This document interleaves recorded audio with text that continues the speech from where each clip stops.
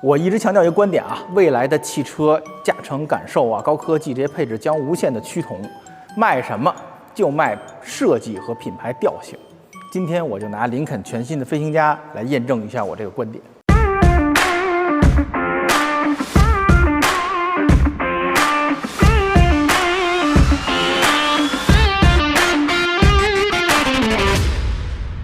一提到美式豪华大型 SUV， 大家什么印象？大风砖是吧？方方正正，极强的压迫感，像一堵墙一样的开过来了。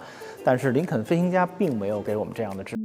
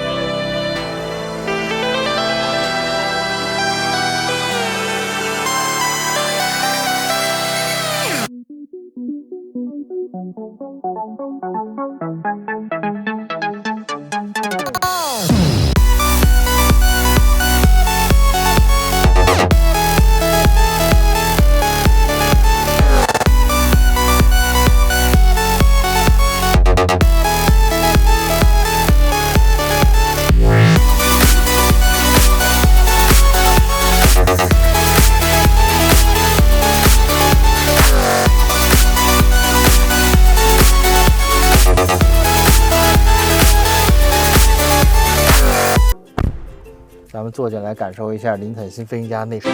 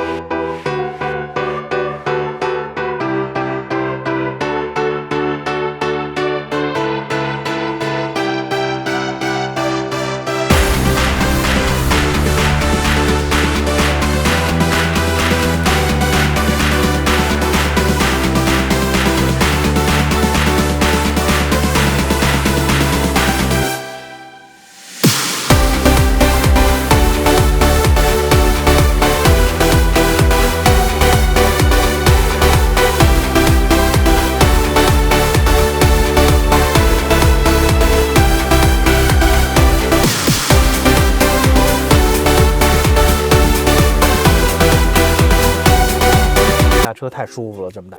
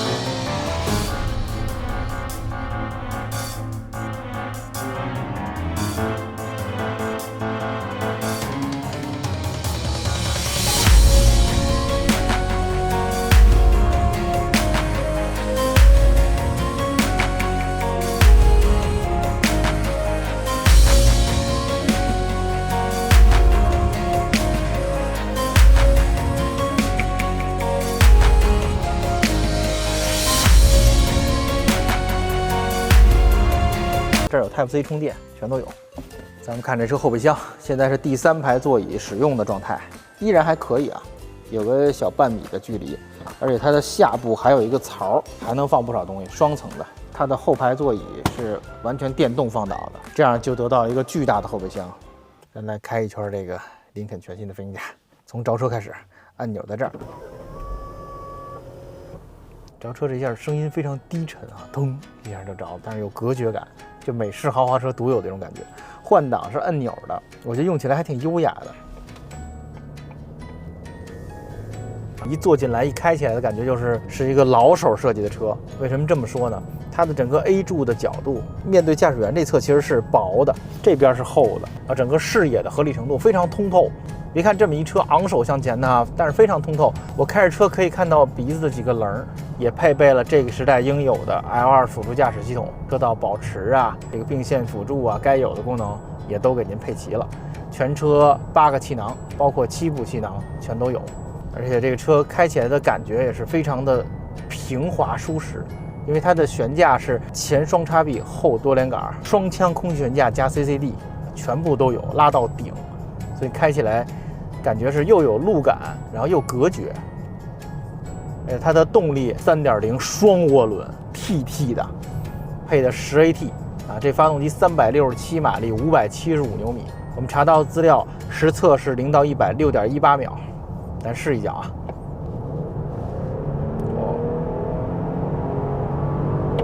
还是很猛的，而且当你急加速的时候，你发现这大车并没有往后坐的那么夸张啊，它的 CCD 啊，它的空悬啊，还是控制了车身的俯仰角度。日常行驶大概1800转就能开始推，就能顶上来，所以只要保证转速在1800转以上，就跟电车一样，随时随地的扭矩是顶着的。而且10AT 调的也非常好，非常聪明，换挡于无形之中，你根本感觉不到换挡。2驱4驱可以无级切换，就是说。在我们巡航的时候，它是100%后驱车，然后当我们加速的时候啊，或者遇到湿滑路面的时候，它可以50%的动力传送到前轮，可以50比50的前后驱，而这个非常智能化啊，你根本感受不到这种切换，它在需要的时候自然就给您切过来。总体来讲开起来还是非常不错的，它有美系车的那种舒适感，同时又有凌厉感，并个线啊，过个弯啊。也不会觉得像开那种大电车那么笨重的感觉，因为这车你别看它3.0TT5米多长啊，什么都配齐了，只有2.2吨重，所以还是非常轻盈的。啊，这种感觉久违了，哎，很久没有感受到了。这就是今天带大家一起品鉴的林肯全新的飞行家。说实话啊，这期节目拍的我挺解气。为什么这么说呢？在今天这个快餐化的时代，这车就跟预制菜似的，是吧？所有车都是小眯眯眼儿、大贯穿尾灯，然后那个里面一堆 PU 材料的内饰弄一大屏。这个时代，让大家看看什么是有传承、有章法的设计，什么是花了时间的精雕细琢的东西。也林肯飞行家就算是这样的作品啊，无论外观的每一个线条，还是车里边内饰的材质，你看人家那座椅做的多贴心，是吧？一点不比新势力座椅差。而且最关键的是，跑起来6.1秒的加速，一点都不比电车慢啊！先进的辅助驾驶系统啊，语音控制系统全有。所以真的，在这个时代，我觉得，如果您对生活还有点要求啊，您想要点不一样的、有点档次的东西，这个车一定要研究一下。要知道，林肯可是一个100年品牌，好多位美国总统的座驾都是林肯。林肯发明了世界上第一个电动汽车座椅，创始了这种对开门的车，同时在无数的经典电影里都有林肯优雅的身影。要知道，另一款叫飞行家的车是劳斯莱斯，虽然咱这没人那贵，都是致敬这个品牌的飞行梦想啊。劳斯莱斯也是做飞机发动机的，林肯最早也是。所以，如果您此刻啊想要一辆这种中大型的 SUV 啊，50-60万的预算，我建议您去研究一下林肯全新的飞行家。感谢大家收看这期的百花汽车，咱们下期再见。